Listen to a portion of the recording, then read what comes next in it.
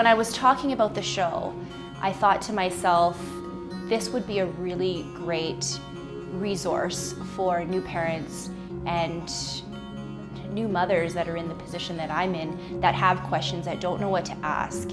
And this was going to be a way for me to kind of find out what those questions were for myself.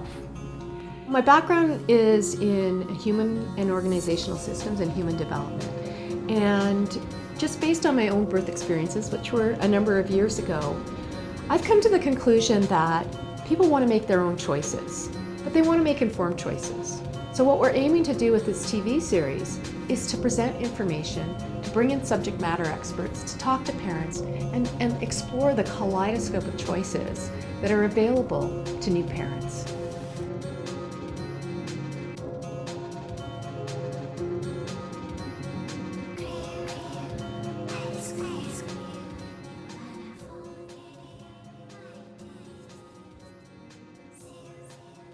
In the last episode, you heard about the different types of adoption and the adoption process. In this episode, we hear one birth mother's experience, and we'll follow an adoption triad through their experience. We should warn you that some of the content may be disturbing or upsetting to some people. As a birth mother and adoptive mother myself, I'm so pleased to share these amazing stories, and we have a special highlight to close out the series. First, let's meet a really brave birth mother, Taylor, who shares her story of an open adoption and how it changed her life in an extraordinary way. I found out when I was pregnant, the summer after I graduated high school. I had been in a relationship for 2 years, and it was a very big change. I had no idea I was pregnant, no symptoms. I was actually sitting on a patio having supper, and there's a bunch of pregnant ladies around me, and I just had a feeling that I needed to take a test, and so I did, and 2 pink lines, and I was really nervous and scared. So I drove home and told my parents, and that was probably the hardest thing I've ever had to do because I myself was adopted. But right from the first moment, I had my parents' respect and help and encouragement and support, and my mom and dad were the ones that got me through. The first thing that my mom said when we talked, and she asked me, like, would you consider adoption? Is that something in your mind? And I said, absolutely not. No way. I'm not doing that. I can't. And at about 25 weeks after I realized everything wasn't going the way I thought it would, and it just wasn't the happy household I wanted to bring my baby into, that was when I decided that I needed to do adoption.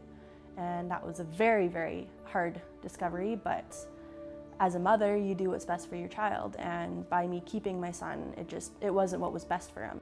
I made a phone call to Adoption Options. The second I walked into the office, I was just welcomed and just felt immediately just love and support. And then I got to meet my social worker, Erica.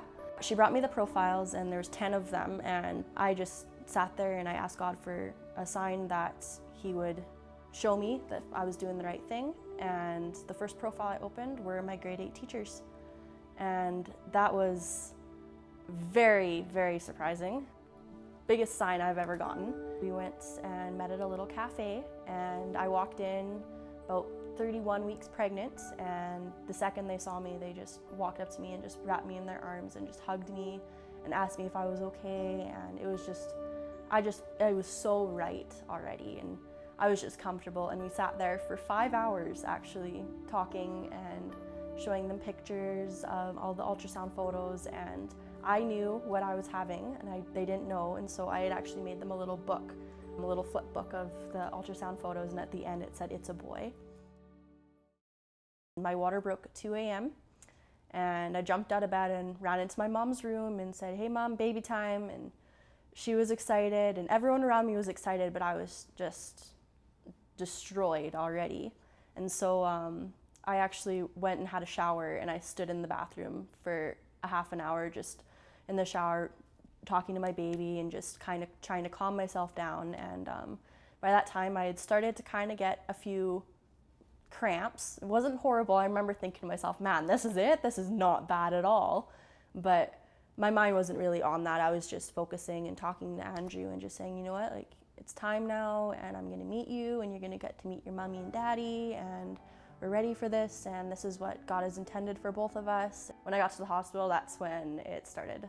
The pain started coming, and I, as a birth mother, I knew it myself, but people around me didn't know it, and so it was really tough on that aspect because teen moms don't really get a lot of respect. I remember my doctor saying, all right, you're gonna feel a little bit of pressure. And before I could even realize what he had said, I heard Andrew cry. And apparently I perked up completely. I went from being just not there to all of a sudden there. And I was just like, where is he, where is he? And they put him on my chest, and I remember seeing cheeks and dark hair. About 5 minutes later, they wheeled in with my baby. And that was when it all changed. I saw him and I was warned because I'd been, right from the second I found his family, I was 110% ready to do this. And then I saw him and I was like, oh man, I don't know if I can do this. There's just this overwhelming love that I can't even explain. I've tried to explain it to some of my friends that don't have babies, and I can't explain it. It's just the most amazing feeling I've ever felt in my life. And they handed him to me, and I just sat there and looked at him, and I just knew. I was like, I can't do this. There's no way I can do this. I can't do it. My mom sat with me for quite a few hours and talked me through it, and we kind of did a pros and a cons, and I remember thinking, I'm good. I don't have to prepare myself to change my mind because I'm not. This is right, this is what I'm doing, and I was wrong. But I sat there and talked with my mom, and I finally, by about 5 o'clock that evening, had made the decision that I was going to keep him. I hadn't told the adoptive parents. My mom called them and just said that, hey, she's having a little bit of struggles with her decision, so we're just gonna give her a little bit of time. And so they were amazing, and they respected my space, and they sent me a text and said, hey, we love you no matter what you decide.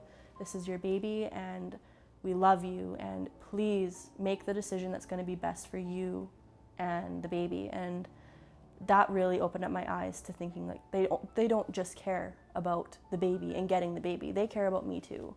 We made the deal that I was going to be doing the placement in my home. I didn't want to do it in the hospital, and so I got to take my baby home, and that was a very special moment because I felt like I got that mama moment while I was there in the hospital. And we drove home with him, and I took care of him, and that night I have a journal that I've been writing in it to him since the day that I found his family. And so I sat up the whole night and cried and kissed him and wrote in my journal and just spent my last night with him as his mom. And then the next day I got up and prepared myself and just spent as much time as I could with him as by myself. And then the adoptive family came over, and we sat and had coffee and visited, and they had written me a letter about their promise to keep him in my life and always keep me involved, and that they would take care of him. And it was just so heartwarming. And then it was my turn, and I had also written them a letter, and I read it to them as I was holding Andy. Everyone was crying, and it was such a special moment. Being a childless mother was a lot harder than I could have imagined. I thought I prepared myself for that, but nothing can prepare you for that emptiness you'll feel. And I knew I had made the right decision, and not for a second did I regret it, but man, did it suck. Now we've gotten to the point where he doesn't quite understand, but he knows that there's something special, and he comes and sees me all the time, and every time he'd run up to me and give me a huge hug and a kiss and say, I love you. Oh, it's just amazing, and he always seems to pop up right when I need him. I'll be walking through the mall one day, and I'll just hear, Taylor, Taylor, and he'll just come running up to me and give me a huge hug. And it's really wonderful having this open adoption, because I can, on days that are tough, I can say, you know what, can we reschedule to tomorrow? I'm really having a tough day, and we can. And if I want to see him more and I'm having a tough day, I can call him and say, hey, can I stop by and read him a book before bed? And they say, sure, come on over, and it's wonderful. I had a lot of people saying, how can you just give up your baby? And why would you do that? If you love your child, why would you let it go? And that was really tough, because trying to explain to people that I wasn't giving away my baby. I was giving him to a family that loved him and needed him, and I was gaining a family. I wasn't losing him. And that's something that is not much said about adoption, is you're gaining more family. You're not losing your child. I didn't lose Andrew.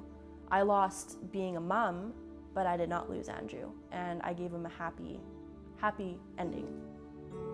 What I know now about myself that I didn't know before I got pregnant is just how strong I am and how loving I can be. It was really a humbling and amazing experience to feel that, because before I got pregnant, I really struggled with depression, and I didn't feel like I was pretty. I didn't feel like I was capable of doing anything, and I didn't have any really hopes for the future. And then I got pregnant, and it kind of gave me that kickstart to really grow up and make the decisions, because it wasn't just me anymore. It just gave me the strength that I didn't know I had in me, and unbelievably, I don't even know, just strong. That's all I can think of, is just how strong I am. And it was eye-opening and amazing, because I did that, and every time I have a struggle now in my day-to-day life, I think back and say, you know what, I got through that, and I did it, and I'm proud of it. I can get through this. This is minor. I've done something extraordinary, and I can do something extraordinary again. In this segment, Jay, who appeared in the Father's episode, returns. Hear this amazing story and see the incredible footage that was captured of his family's open adoption. Although the quality of the film isn't the best, the beauty and rawness of this story will touch you deeply. We've adopted 2 boys, and both of our adoptions have been unbelievably smooth, unbelievably easy. It's really first meetings, the birth families had chosen us, and it has been a really fabulous, meaningful experience. When we got the call about Wyatt, it was, come in and meet the prospective birth mom and birth grandma. And this experience is forever emblazoned upon my being. And my dear wife Corey is totally wigged out and excited and all the rest. And this is like how rattled she is about this whole process, is that we're walking out the door of our place and she stops and she puts her boot up and she goes, "Do these shoes make me look like I'm a good mom?" We got to know them a little bit over the next span of about, a week or so, and everything feels right, but I just want to talk to a doctor. Like, I just want to make sure that the little person's going to be okay and that he's got the best shot in the world and all those sorts of things. And so we talked to Heather and said, this is what we'd like. And she said, oh, no problem. She said, I'll sign whatever so you can talk to the doctor, fully open book, all the rest. And as soon as she said that, I knew that we were okay and the decision was made. She goes for her checkup, and it turns out that she is a centimeter and a half dilated, and she gives birth that next day. And we still don't know all this. We think that she's going to be induced. And then we get a call on the 25th that our son had been born, and we can go get him tomorrow. And both Corey and I are like, well, first of all, bawling, like we were like so grateful and in shock and all the rest of it. And then we spent 36 hours literally running around Calgary, gathering everything that we needed to bring Wyatt home. And it was a combination of the most amazing, weird, wonderful, and astounding, 36 hours of our life. Bringing our little guy home from the hospital today. And we've tentatively named him Wyatt. That could change. So we'll say hello, Wyatt, until we actually meet you, and then see if that's going to actually be the name that we use. It's been about a day and a half since you've been born. We've been dying to meet you.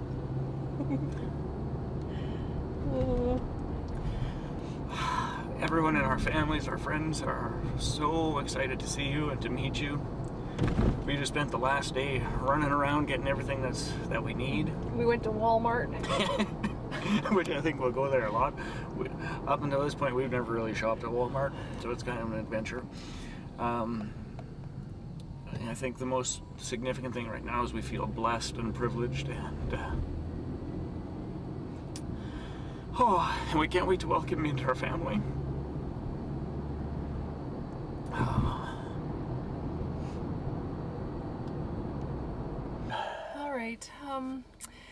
Well, we're just at the hospital to pick up Wyatt, and we're so excited to meet you, and we can't wait just to see what you look like and bring you home. And like you said, there's lots of people waiting to meet you and waiting to hold you and love you as much as we will and already do.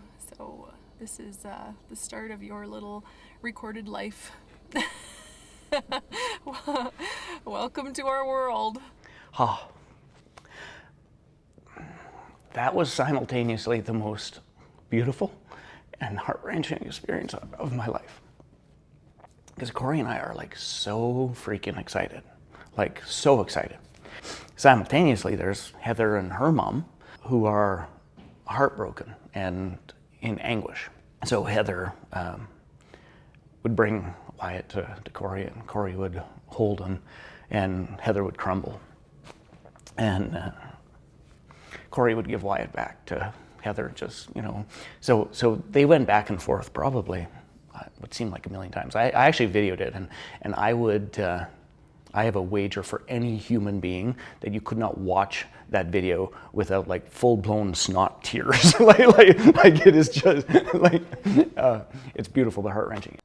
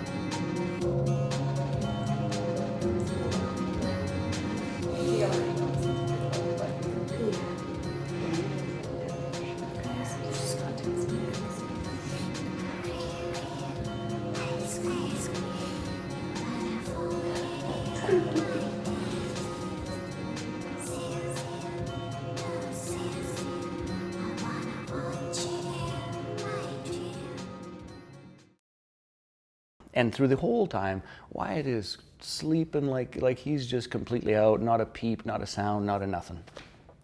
And finally, Corey brings him over to me. And as soon as I spoke to him, his eyes opened up, and it's like he stared through my soul. And I was like, holy shit.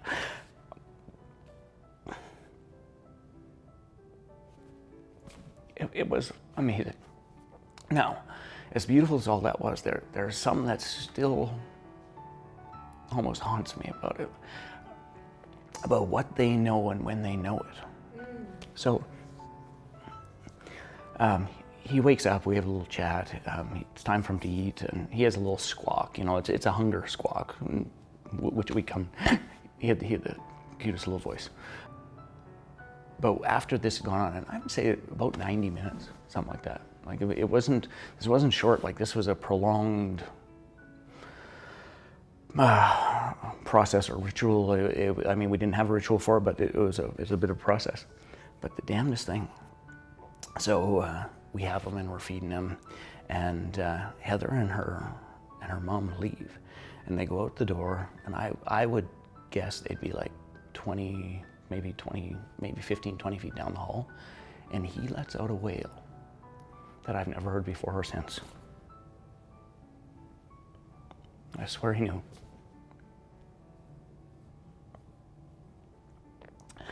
And then we brought him home, and half the world that we know traveled from all over to come and see him, and he was unbelievably celebrated, and it completely altered our life. And just to put this in perspective, there is a 10-day rescission period. So, you know, I'm holding Wyatt, he pierced through my soul, and he's mine, and I'd have given my life for him that instant. But it's still 10 days before the birth mom's rights actually pass. And even those 10 days, I mean, those 10 days weighed heavier on both, I think on all of us actually, because at the end of the 10 days, Heather called, because we were in contact, Heather called and said, oh, it's really done. And it's like, yeah, it's really done. And it's like, woo!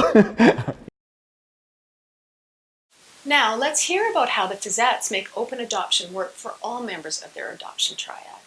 The drama of Wyatt juxtaposed with the peace of Jackson is hard to describe. We were there at his birth, so with Wyatt it was a day after, but we were actually present for Jackson's birth, and he was in my arms like 30 seconds after he was born, which was super cool. We set our intention that we weren't adopting a child, we were adopting an extended family, and that my vision and hope from the beginning was always, number one, they'll always know when we tell them their adoption stories and their birth stories, and we tell all of those things. But when the tougher questions happen of, so why did this really occur, is that our vision is that that's a question that will be answered at a Sunday dinner with all of the parties at the table. We want our boys to know both families. And our grounding is, all it means if you're adopted is you happen to be lucky enough that more people love you than most. We're in contact with both of the birth families quite consistently. And I know that it's harder for them at times than at other times. So we've just taken the stand that it's our job to make sure the door's open and make sure they know the door's open, and based on how they're doing, they are pretty active, or sometimes they got to pull away a little bit. Heather told us, we were a little grumpy at her at the beginning. She'd say she'd come and then she wouldn't come. So we stopped telling Wyatt that was happening, or to expect it, right? After it happened a couple times, she phoned and she said, I need you to know is that whenever I come visit, I cry the day before I get there. I spend the day or a couple hours with him, and I cry for 3 days after. It's just too hard. It's like, never thought of it, We're entwined. And if we're entwined, it's vitally important that as much of that entwinement as we can be transparent about, we must. And that will be for the good of the boys, that'll be for the good of our families, that'll be for the good of our communities. Just know that with open adoption, you get to set it up in a way that works for all of you, meaning birth family, adoptive family, kids, all those pieces. And, this is gonna sound silly, but, and for crying out loud, don't be scared. I mean, the very essence of this idea is these are acts of love. I'm so grateful to the Fizette family, and especially to birth mothers Taylor and Heather for sharing their touching stories. It's been a privilege to do this work, and I'm so pleased that our final episode was on open adoption. 37 years ago, my transformation to parenthood started when I gave birth to a little boy who I placed in a closed adoption 12 days later. For all those years, my arms were empty. I had no idea where he was, how he was doing, or even what his name was. Since then, my life's work has been to support all people in their pregnancy, birth, and early parenting choices, and this series has been one way of doing so. Midway through this season, my birth son and I found each other, and we have now reunited. It's been a miraculous, happy story and a continuation of my own transformation to parenthood.